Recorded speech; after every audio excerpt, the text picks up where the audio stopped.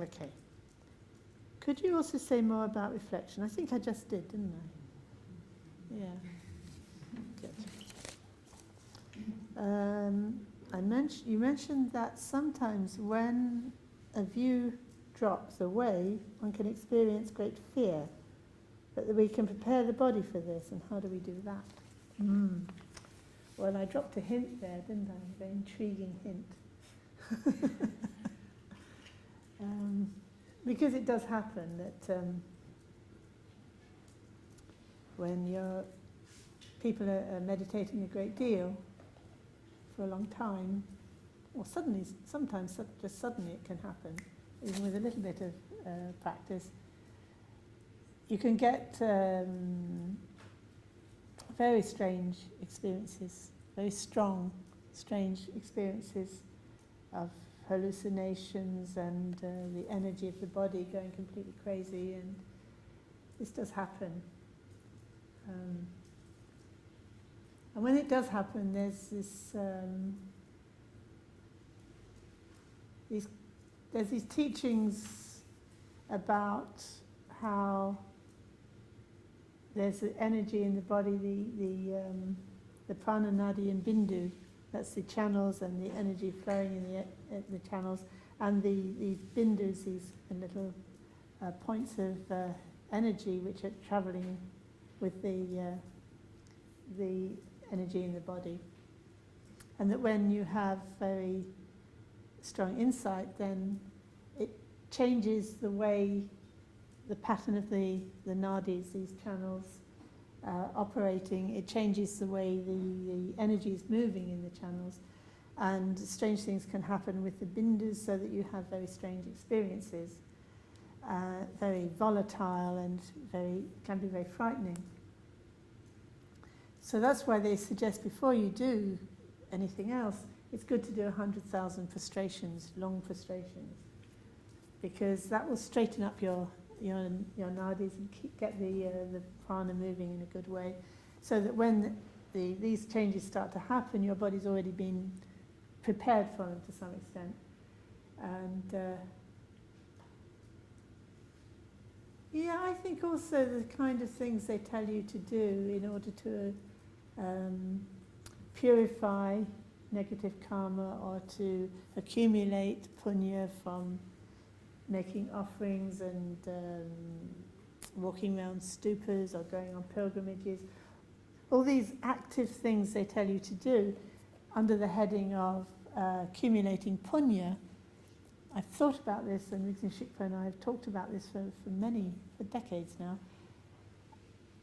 And I'm coming more and more to the conclusion that it's actually about this process of preparing the body for the insight to come into the body, so that your connection with the energy in your body is really linked in an unblocked way with the environment, with the spiritual energy coming from the Buddhas and Bodhisattvas, and from your own deepening insight. And I notice whenever problems like this arise, when I've gone to my teachers with this kind of problem, they've immediately told me to do something like that. I remember one time Bokun Rinpoche told me to go and sit by the river and make tsatsa out of water. And a tsatsa is a little mould of a stupa, a little stupa thing. And the thing that you make a tsatsa, usually with clay, you put clay into the mould, and then you produce this little stupa thing. And he sent me down to do it in the river. So of course every time I'd make one, drop it in the river, I could make another one, drop it in there. I could make lots of them, sort of very fast, leaving these imprints in the river. It was a very interesting thing to tell me, given what was going on for me. I mean, it seemed to have no relationship. But I think at some level, it was that connection with the environment and with the elements that was actually preparing my body for some changes that were happening. So, I think it's might be something in that. And there's all sorts of yogic exercises that they can give you as well. I say they, because I don't have a great range of them at my disposal. But I know yogins are much more experienced. They can do they make very strange suggestions of what you should do physically in order to help a particular situation that you're finding yourself in. So that's just to whet your appetite and curiosity of what that will be. Notice the time. Is that right? What time am I due to finish? My timepiece has died, I have no idea. Mine says 3:30. And we're due to finish? 4:15. 4:15, okay, I've got a bit of time. You said that opening to the unconditioned in the face of the tsunami was a sense of proportion, gives a sense of proportion. Can you say more about that? Well, I guess it's just that sense of proportion of about the whatever it is that's bothering me in life at that time. It's not going to be that important, since it's not a problem at all in a minute or two, because my life's finished. So I don't know, I lighten up. You know, you can't take whatever it is so seriously, because you're not going to be there in the next minute or two. And then you are here, so you could do something about it, but no, it's not so kind of pressured. It's kind of like a choice. Okay, well, I might not be dead in the next minute or two, so maybe I could do something about it. And I've lightened up a great deal. That's what I meant. You talked about working with the reality of one's own death. How does one work in a similar way with the death of a loved one? There are a few similarities, aren't there? Because when a close loved one dies, it's like a world that you lived in has disappeared. Like living in close relationship with someone is like living in their world, and when they die, your world has also collapsed. And then that, if you've been reflecting on that this could happen at any time anyway, you would be ready for this in a sense. And you would realise, okay, so that phase in the relationship has now finished, but that heart connection is still there. And I find that very powerful, that there is this sense in which that person is more than what they seem to be. They weren't just their body. They were the whole universe somehow. And you're connected to that universe. Your universe is connected to their universe, and you can feel it in your heart. You can be there for them wherever they are in your heart, just as they're there for you in their heart. Whether that's manifesting as anything, whether we know it in some way that we can fix on or not, is irrelevant. It's beyond that kind of knowledge. It's that, again, it's that intuitive knowledge that is so satisfying. There's something so inexplicably satisfying about realizing that that's true. Okay, the pain is still there, but the sense of meaninglessness and destitution is not there. It's the poignancies, there's many things there, but it's all, what's there is alive. It's not that deadness that's there when you forget that, or you don't really, I think forget. I don't think anyone doesn't know it. The thing I most dread is somebody close to me, or anybody really for that matter, just disappearing and not knowing where they are, and the feeling of desperation there is in not knowing, should I be doing something or not? Where are they? How are they? It's like worse than almost anything I can think of. And somebody once rang me up telling me that this had happened to them. Their partner had disappeared. And she had no idea, and she was just going mad. And I remembered to remind her of this. I said, but they're still in your heart. And that really brought her down to, Yeah, whether I find him or not, he's still in my heart. And that was really interesting how that really grounded her and brought her to her senses, you might say, using the phrase that came up yesterday. But it's a tough one.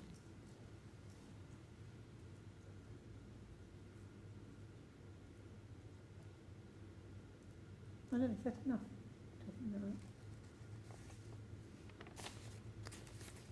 How to keep the reflection reflective and not thought. Thought based in our meditation, yes. You do have to keep an eye on that. When it's reflection, it's enhancing that alive quality of the present moment.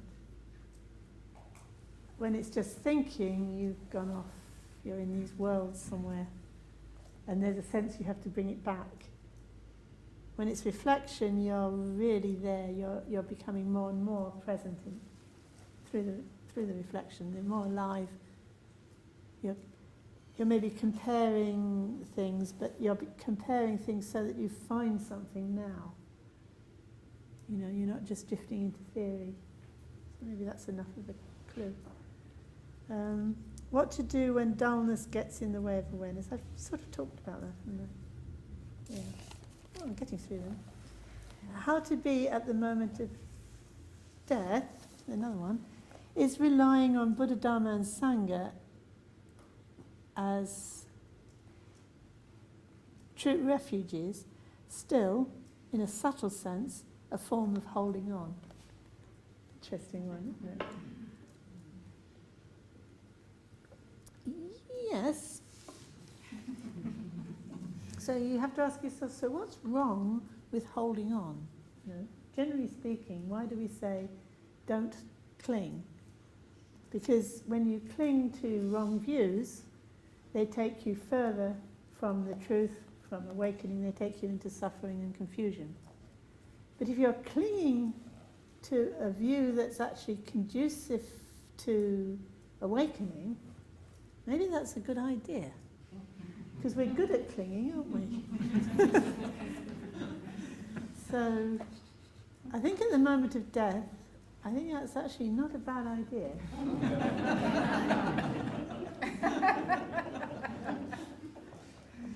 Because actually it's going to take us to a place where we can actually go beyond clinging.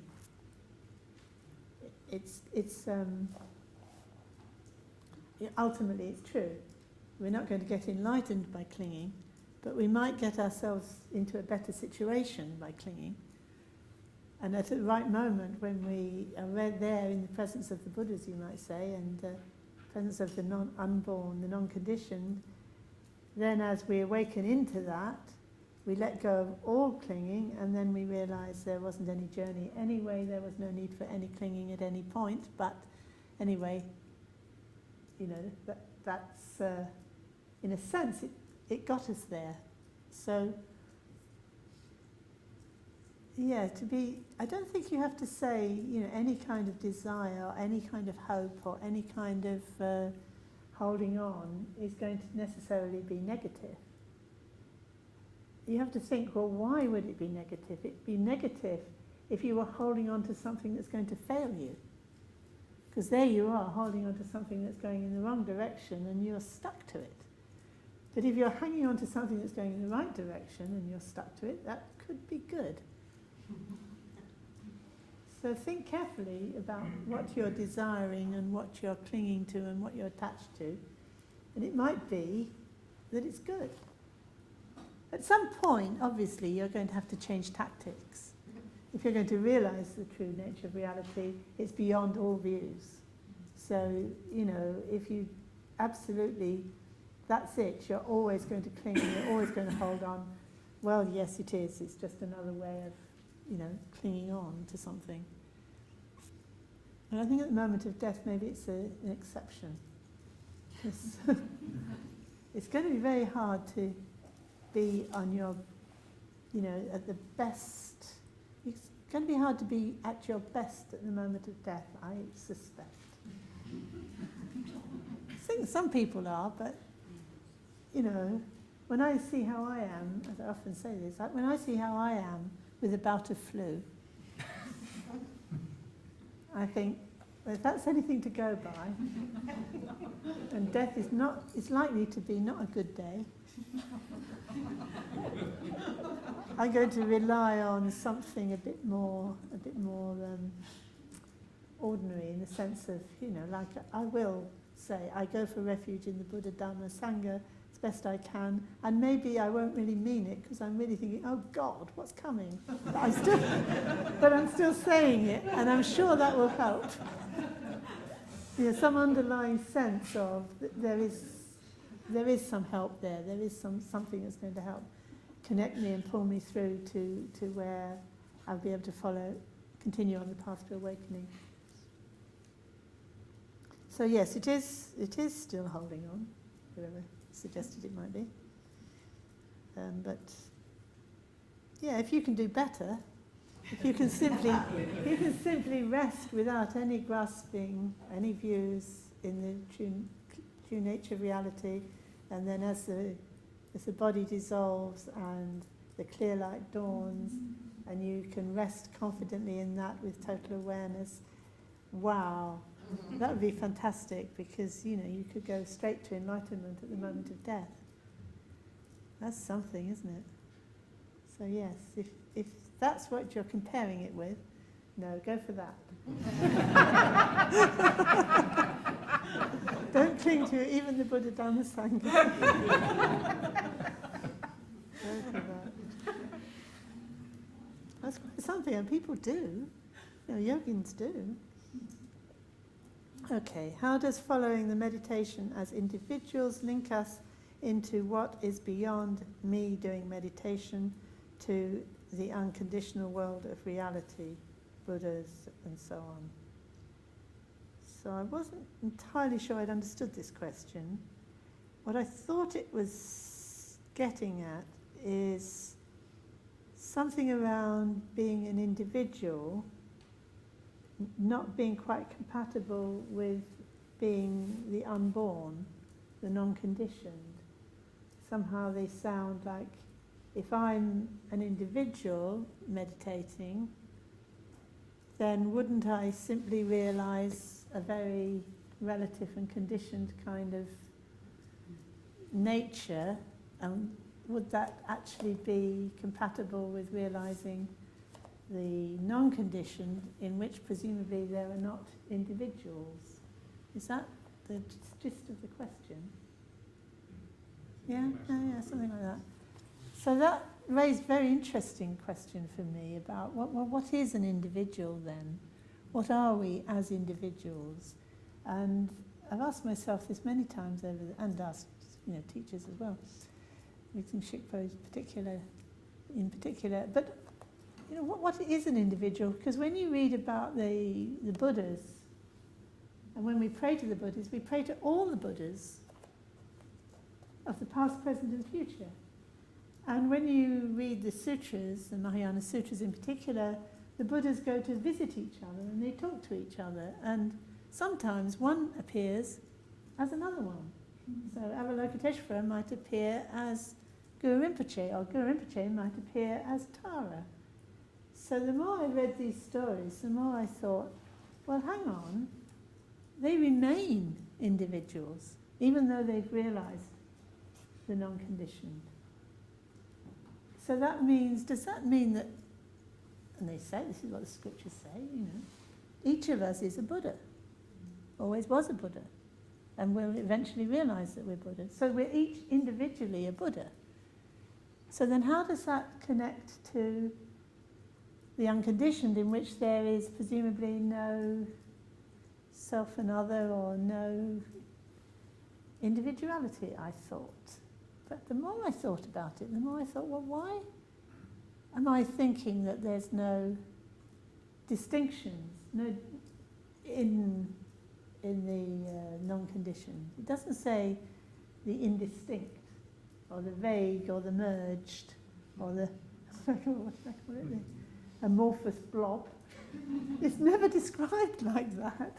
And in fact, in the Heart Sutra, it talks about Form is emptiness, emptiness is form. Form is no other than emptiness, emptiness is no other than form. So that unborn emptiness is form. It is form, it is feeling, it's perception, it's mental formations, it's consciousness. There is no consciousness outside of emptiness. There's no emptiness outside of consciousness. So that's the 5 skandhas, isn't it? That's your individual. That's your personal mandala. So your personal mandala is distinct but not separate. And then I'm going to quote my favourite image for this. I'm laughing because everyone who knows me knows where I'm going next. I like to think about a point. If you think about a dimensionless point, it's as precise as you can possibly get. It is that point and no other point, and yet it's dimensionless. It's distinct from any other point, and yet it's dimensionless. That doesn't mean it's small. Dimensionless doesn't mean it's small. It means dimensionless. It doesn't have any limits anywhere. It doesn't have any size. It doesn't have... And yet it is distinct. You can't separate it from any other point because every other point is identical to it, and every other point also has no dimensions. Every other point, you can't say it's small. And yet, our whole manifest world is constructed from points. Or is it? And what are they? Each point itself becomes an astonishing entity or reality, indistinct from... It is distinct from any other, but it's not separable from any other. I mean, you can make a... you can construct a kind of image of it. You take a piece of paper and you put a dot in the middle. Say that's the point, and then everything on the page then relates to it as that individual point. Its whole mandala appears with it. But that isn't the point. That isn't the point. When you start using this point language, you start to realise so many times in our language we're using point for the point in this very strange way. And that is the point. You get the point. I don't get the point. And I'm pointing. But it's kind of a very good analogy, I think, for we're perfectly capable of understanding and recognising that something is distinct and yet at the same time inseparable, is identical and inseparable and distinct. So if points can be like that, maybe we can be too. In an even more profound way. In that case, it could be that by meditating as individuals, we could enlighten the whole world. That's really what the whole Mahayana tradition is about. That is exactly what happens. That's what bodhicitta is. We, as individuals, can become completely enlightened Buddhas. Totality. And yet distinct. And therefore able to relate to and enlighten other beings. So I don't know if that helps with that question. Can you talk about another way of knowing? I think I have. And its relationship with faith. Yes, and what is the difference between faith and belief? I think the words faith and belief are sufficiently loose in English to say that it just depends how you want to use them. But the way I use them is I use faith for what in the Buddhist tradition, particularly the Tibetan tradition, they would call depa or shraddha in Sanskrit, which is one of the 5 faculties that are needed for you need to bring together the faith and the prajna together with the energy and the samadhi through shruti, mindfulness, to bring together the 5 faculties, so they then manifest as the 5 powers that then allow you to move towards the Eightfold Path, the right view and enlightenment. I mean, they're fundamental to the path of enlightenment. So shraddha is absolutely fundamental. There's no way you can gain enlightenment, if you like, without shraddha. Belief I use for something that, a conceptual belief, that you believe something. So I believe the Buddha was enlightened. I don't have any proof. I just believe it. I've got good reason to believe it, but it is a belief. And at the same time, I've got an intuitive sense that if I were to follow the teaching of the Buddhas, that would, I could follow and realize what the Buddha realized. And that's something alive in me, and that's what I'd call that more shraddha. So that's alive in me. And if it wasn't, I wouldn't be able to follow the path, because I wouldn't be moving. I would just be, nothing would be happening. So when you develop, you sharpen, if you like, your prajna, your intelligence of seeing into the nature of reality, seeing what is false and seeing what is true. You also need that quality of shraddha, which Shikpa uses this term of, you can let go into something. It's not just that you let go of the delusion, but you let go into the power of the prajna, or the Buddha nature, or whatever it is that you're calling it, that's that different way of knowing. You have to give yourself to it, if you like. You give yourself to something that you have faith in. And I think that's very directly connected to the other way of knowing, I think.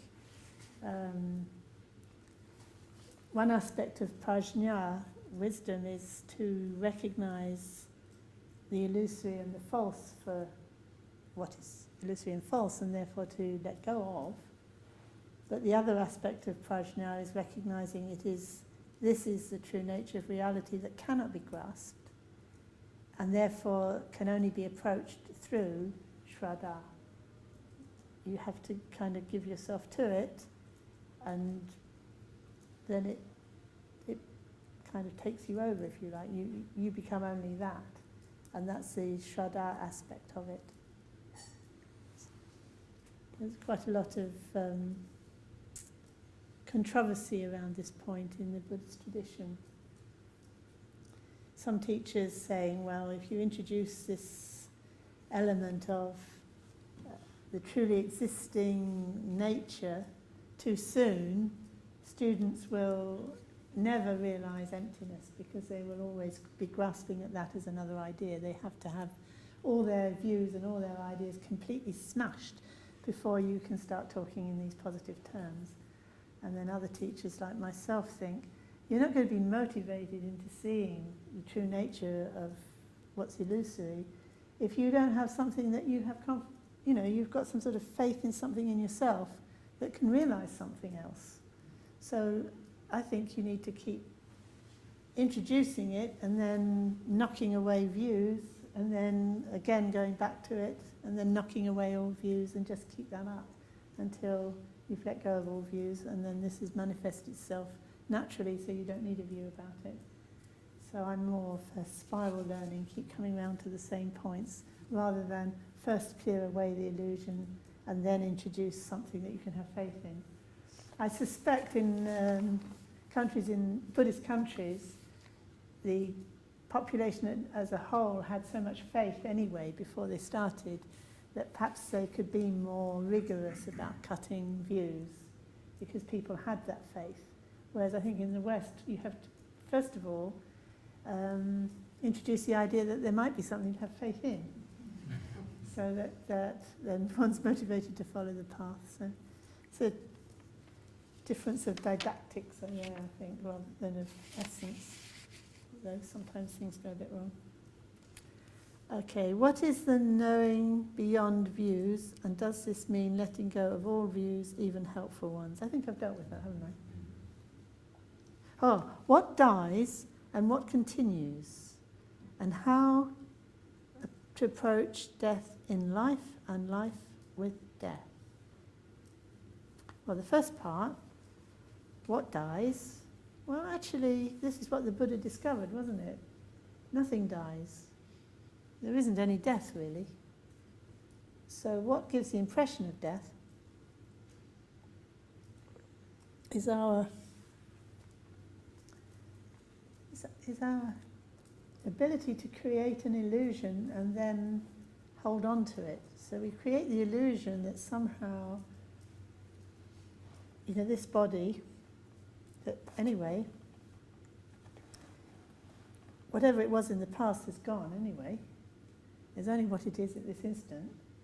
And what it's going to be in the future, it's never come and never been, so you can't say it's ever destroyed because it's never there. So this body only ever is instantaneous, if that. So how can that die? I mean, it's only ever instantaneous. This is Marcus Aurelius. We were talking about this yesterday, weren't we? So, well, there isn't anything to die. So that's sorted that out. And what continues? Again, what I was saying earlier, that what the impression that there was something that could die arose out of what was appearing in our awareness, in our, in that open space of the mind, if you like. It appeared there. But the mind itself didn't appear from anywhere. It was already there. There's no reason to think it came from anywhere, or that it's made of anything that would deteriorate or go anywhere. It's just there. So why would it not be there when what was in it for an instant disappeared? Why would it not be there? What are you attributing to this mind that, in a sense, we only know by not knowing it? Why are you inventing the idea that it could die? And it's just an invention. And it doesn't relate to any... It's shown no signs of being of a nature of something that could die. It's not conditioned. Why assume it dies? It doesn't come into existence in the first place. You're stuck with it. So, suicide isn't going to be the solution. It's not. You're not going to be able to kill it. It's really important to be sure of that, because suicide just makes things worse. I really believe that. Just sort of like adding more trouble to trouble. So you'd have to say it continued in a sense, even though it's not in time. It continues in the sense that it doesn't stop. And something else is going to come out of it. Well, maybe whatever comes out of it might not be another life. But I suspect it is. Because the habit is to produce another world, to produce another identity, to produce another kind of scenario. I don't know why it would stop doing that. I suspect it just carries on. It'll just do a new one. Or lots of new ones, or some new trick I never saw it doing before. I don't know. But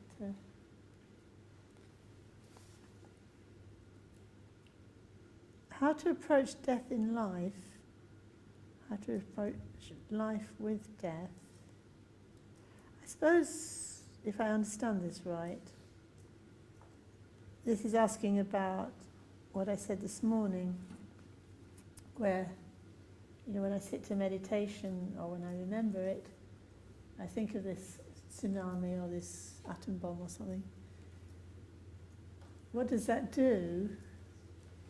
We've talked about it before, and I think this is how I'd answer this question, but I might have misunderstood the question. That it's that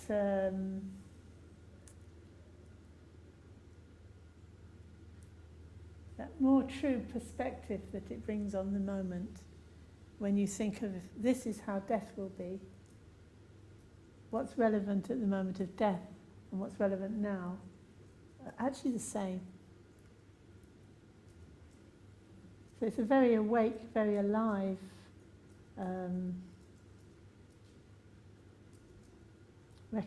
reflection for myself. It's not like, sometimes when you say, well, it's good to remember death, I think the tendency is to think, well, death is a long time in the future, and, today's today. But actually, that's just an idea. You've no idea. You don't know if death is in the future or not. Well, yeah, in the future, but you don't know when you're going to have to face it. So that's a sure sign that you've got a view when you think, oh, I like to think of now, I don't want to think about the future in the distant future when I die. Come on, wake up. It could be today. And then everything in your view would completely change if either you or somebody close to you was killed today. And I find that it's like putting on a pair of glasses and bringing everything into sharp perspective. It's a very alive feeling. It's not a kind of life-denying thing. It's very much a very alive thing for me. I think I can understand why people do exhilarating things like climbing on rock faces and dangerous things, which I couldn't bear to do. I'd be so scared. But I can understand why a person might want to do that, because death is so close that you have to kind of really focus on now and the aliveness of now. And I wouldn't be surprised if that's what's going on for them. I'm just a coward. I think I hold my life too dear, to be honest. I wouldn't want to risk it. But anyway. And life with death.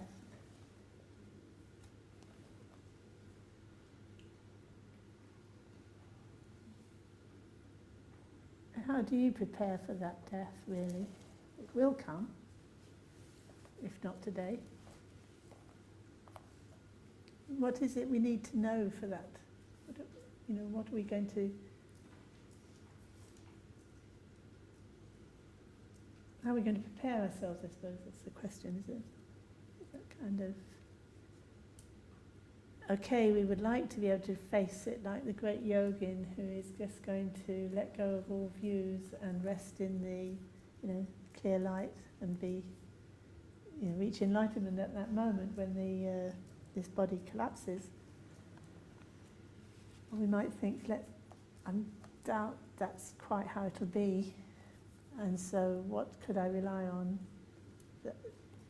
in the state I am now? And if you've taken refuge in the Buddha, Dharma, Sangha, then I think that's a very good thing to cultivate and to make sure comes quickly to mind when you're in a bad state. I remember when I was living with Tibetans, they used to, whenever anything happened that scared them, they'd say, "Come up, Achena," as a kind of instinct. Instead of saying, "Oh," they'd say, "Come up, Achena," which is calling on the Karmapa to protect them, which is quite a clever thing to do. So, when the car sort of suddenly you notice you're going to have a crash, you go, "Come up, Achena," and you die saying, "Come up, Achena," which is like would be a good way to go. I do believe those, that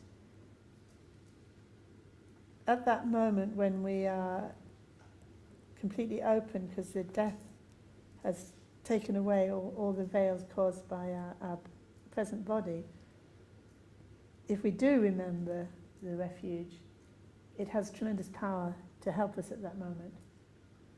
I just believe that. There's an example of a belief.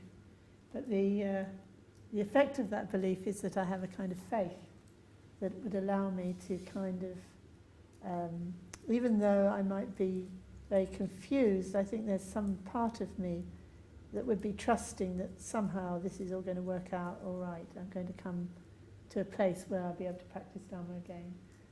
And I think that underlying faith, I sense that that will see me through somehow, even though it'll be, I'm going to be, I'm easily confused. And I'm sure in the bardos I should get extremely confused. But I do believe this underlying faith that there is a direction, I am protected, the lineage is there, I'm part of the lineage, it's integral to me, I'm integral to it, that somehow that will keep me in that mandala.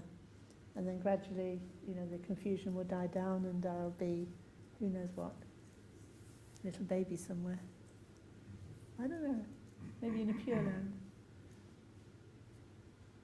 So, I think you have to think about it for yourself, what you have most faith, what you yourself have most faith in, and cultivate that, sort of for that eventuality. I think I've done them. I think I'm done. So were there any other questions left? Mm-hmm. I'm very interested in the question of rebirth. Rebirth. Rebirth, yes. Mm-hmm. The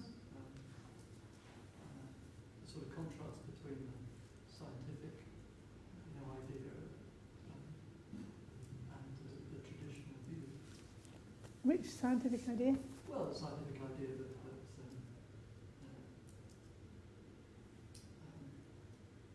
consciousness is just an epiphenomenon of physical matter and so on, which I don't believe, obviously. But at the same time, I suppose it's a kind of rational mind versus heart or something like that. So I'm just interested in any reflection. Not really. I mean, there are some difficult questions to answer from the Buddhist point of view. Like they've had sort of notions about, especially around conception, that the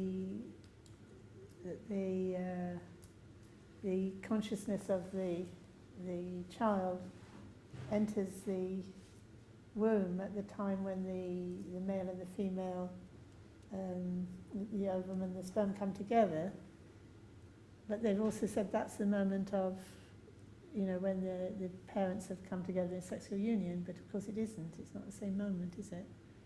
So there's some, and they also, you can get rebirth through artificial, in artificial, yes, in a call a test tube, yeah. So again, it shows that isn't how it's happening. So then you think, I wonder how many other things are not quite as they say. Nonetheless, in principle, I find thinking of as consciousness and every phenomena, I think is just a prejudice. It's, they're trying to make sense of their own prejudice. They haven't really come up with anything that makes any sense on that front. But they might, come around to something that does make a bit of sense, and it might actually shed light on the Buddhist view, maybe even a more accurate description of what's happening eventually, because physics now is like wide open, isn't it? And who knows, at some point that the view that the physicists are coming up with, they will have some kind of theory of mind that connects to that. They haven't got it at the moment. They're not even, I don't think they're anywhere near it. But when they do, you're going to have to look at direct experience and make some sense of it, and who knows what they'll come up with. So yeah, I'm quite interested to see what comes up on both sides, both where the Buddhist view can't be exactly right, and then other places where science is actually starting to maybe reformulate those ancient doctrines in a way that we find easier to understand. Kind of, so from that point of view, I'm quite interested what's going on.